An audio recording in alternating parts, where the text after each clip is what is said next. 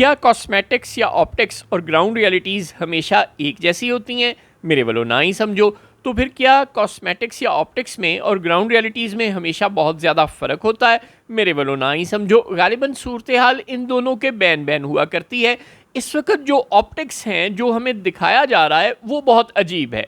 हमें ये दिखाया जा रहा है कि आर्मी चीफ पहुंचते हैं, ओ सॉरी, फील्ड मार्शल पहुंचते हैं रावलपिंडी में, क्रिकेट मैच देख रहे हैं। वहाँ कोई कैदी नंबर 804 के नारे नहीं लगते, वहाँ पाक फौज जिंदाबाद के नारे लगते हैं। हमें ये दिखाया जा रहा है कि नेवल चीफ पहुंचते हैं लाहौर में क्रिकेट मैच देख रहे हैं, वहाँ पर भी कोई कैदी नंबर 804 के नारे नहीं लगते, वहाँ पर भी पाक फौज जिंदाबाद के नारे लगते हैं। वो इब्रारुल हक जो आज भी नज़रियाती तौर पर अपने आप को तहरीक इंसाफ का हिस्सा कहते हैं, अगरचे प्रैक्टिकली वो तहरीक इंसाफ का हिस्सा नहीं है, लेकिन बहरहाल वो कभी भी किसी और फैक्शन की सियासत के साथ अपने आप को एफिलिएट नहीं करते। वो हमेशा तहरीक इंसाफ के नज़रिए के साथ अपने आप को एफिलिएट करते हैं। वो इब्रारुल हक मोहसिन नकवी की सरकर्दगी में ऑर्गेनाइज होने वाले इवेंट में जाकर परफॉर्म करते हैं।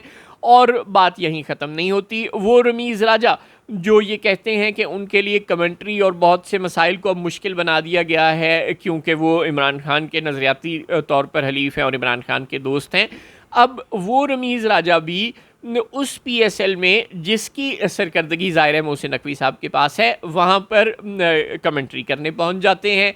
बात यहाँ भी ख़त्म नहीं होती। DGISPR लेफ्टिनेंट जनरल अहमद शरीफ चौधरी, जो कि अपने खुला PTI मुखालिफ बयानात की वजह से बड़ी वर्ल्ड फेम रखते हैं, ख़ास तौर पर सोशल मीडिया पर तो बहुत ज़्यादा फेम रखते हैं, वो DGISPR पेशावर में जाते हैं, 3000 से ज़ायद स्टूडेंट से खिताब करते हैं और वहाँ पर पाक फ़ौज जिंदाबाद के नारे लगते हैं। उनका इस्तकबाल फूलों से किया जाता है, उन्हें फूलों के हार पहनाए जाते हैं। बात यहाँ भी ख़त्म नहीं होती। ये तो ताकतवर लोग हैं, ये कुछ भी मैनेज कर सकते हैं, ऑर्गेनाइज़ कर सकते हैं। वो मरियम नवाज़, जिनके मुतालिक तहरीक इंसाफ के लीडरान ये कहा करते थे कि अब वो कुछ मजमे में नहीं जा सकती, लोगों का सामना नहीं कर सकती, वो जाती हैं पेशावर लाहौर की मुख्तलिफ़ सड़कों पे, मुख्तलिफ़ गलियों में और बाज़ारों पे, और आम लोगों से, ख़वातीन से मिलती हैं और दीगर फंक्शंस में भी जाती हैं और स्टूडेंट्स के साथ सेल्फियाँ बनवाती हैं और वगैरह वगैरह। अब यानी हमें दिखाया ये जा रहा है कि इस वक्त नून लीग बड़ी पॉपुलर हो गई है, इस वक्त फ़ौज बड़ी पॉपुलर हो गई है,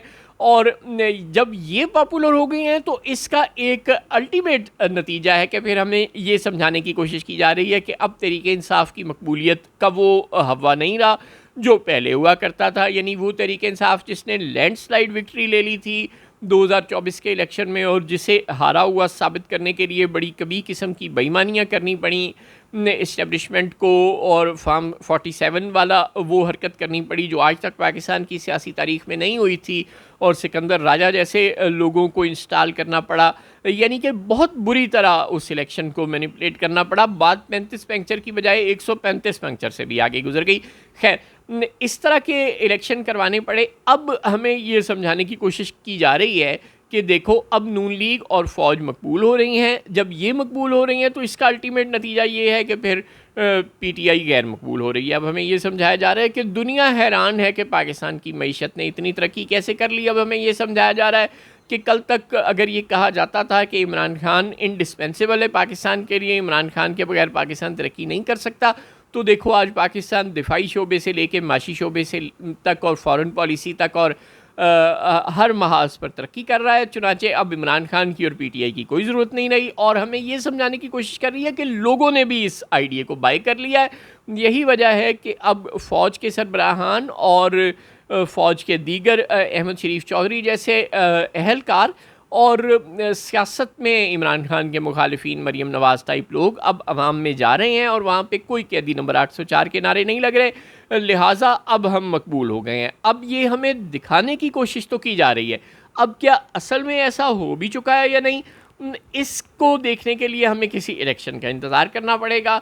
और ख़बर ये है कि लोकल बॉडीज़ के जो रूल्स हैं पंजाब में, उनको बहुत बुरी तरह से तब्दील कर दिया गया है और ज़्यादातर इख्तियारात डिप्टी कमिश्नर्स को, असिस्टेंट कमिश्नर्स को और कमिश्नर्स को दे दिए गए हैं।